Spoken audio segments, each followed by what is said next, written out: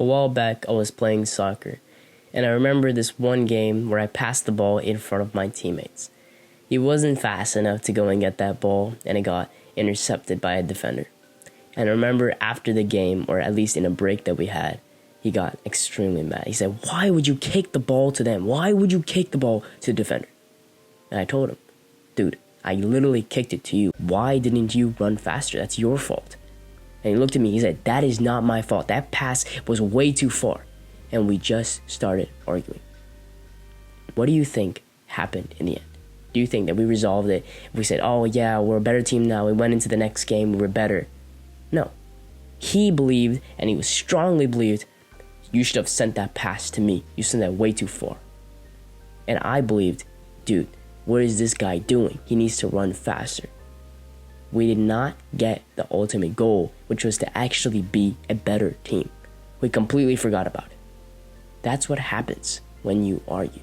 Imagine if I had just stayed quiet. Eventually, he would start to feel bad. He would say, "Yo, my bad. I guess I could have ran faster." And now he would actually try to show that in the next game. And now we could have actually improved. But instead, I sat there and I argued. I said, I passed that ball right to where it needs to be.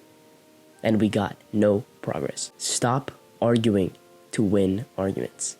That is the lesson that I learned, the lesson that I want to share today. My first point is that you have to always remember, what is the goal? If I just try to prove people wrong, they'll get mad, they'll get defensive, and they'll get more rooted in the first way that they believed in the first place. They won't even be receptive to what I'm saying.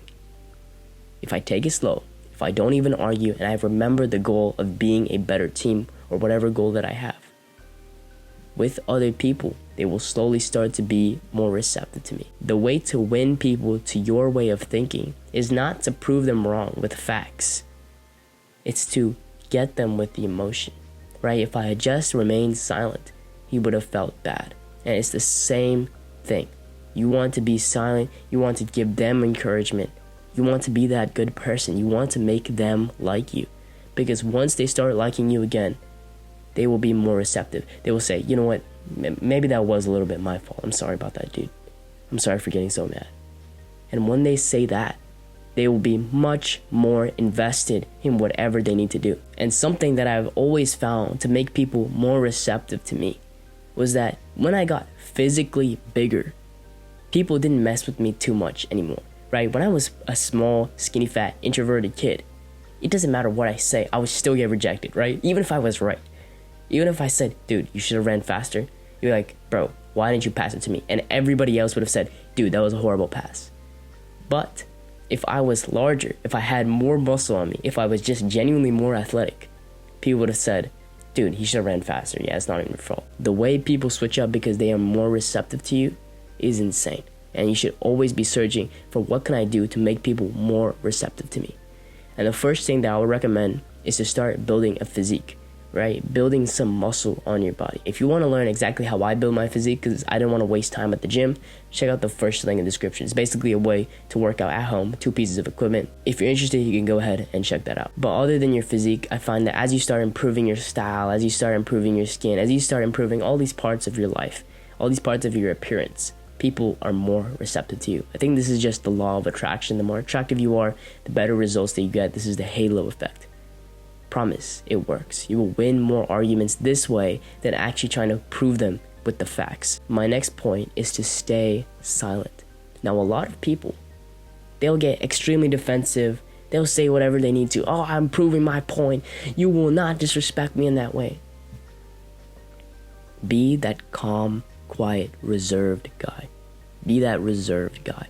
Be able to take those insults and not go back at them.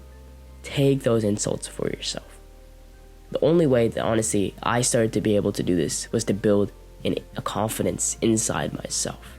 Right? I've already talked to you about working out in terms of your physique and how people are more receptive to you. But when you start working out, you find this confidence. When you look at yourself in the mirror, you're like, "I am that guy. Why would this little drop faze me after I've been through this storm?" Right? That's the kind of way you start to look at people. If you're interested, again, in working out in the most efficient way possible, check out the first link in the description. But other than that, remember to stay quiet. You want to be that calm husky, a husky dog instead of a Chihuahua dog that's always yapping and barking and barking. Small dogs will bark as much as they want. Big dogs, they'll just watch. And you know, as soon as you see them, you know exactly who is more dangerous. It is not the one who is always barking. It is the one who stays silent. Stay silent and reserved, and you find that not only do people respect you more, but even the person who started getting mad and started insulting you, they will be like, oh yeah, I'm actually sorry about that. Sorry about that, dude. It will scare them. Stay silent. It is the best thing that you can do. My final point is that you always want to be agreeing. Ask, can we agree that this is because of this? Can we agree that this happened? And they will always say yes. And if you need to, you say, can I give my opinion? And they will say yes. They'll always say yes. But really they're saying, yeah, I will listen. You always want to have them agree. If there's a problem, you will say, yo, do you see that there's a problem? Can we agree that there's a problem and it's important to kind of solve it? And whatever solution we have, we should consider it. They will obviously say yes. And then you give your solution to the problem anyway. And they'll be much more receptive. Instead of saying, you're wrong, this is the way you do it. Get them on the same page. Remember, that is the goal. But with that, I hope that you got something from this video. And I hope that you go out and conquer.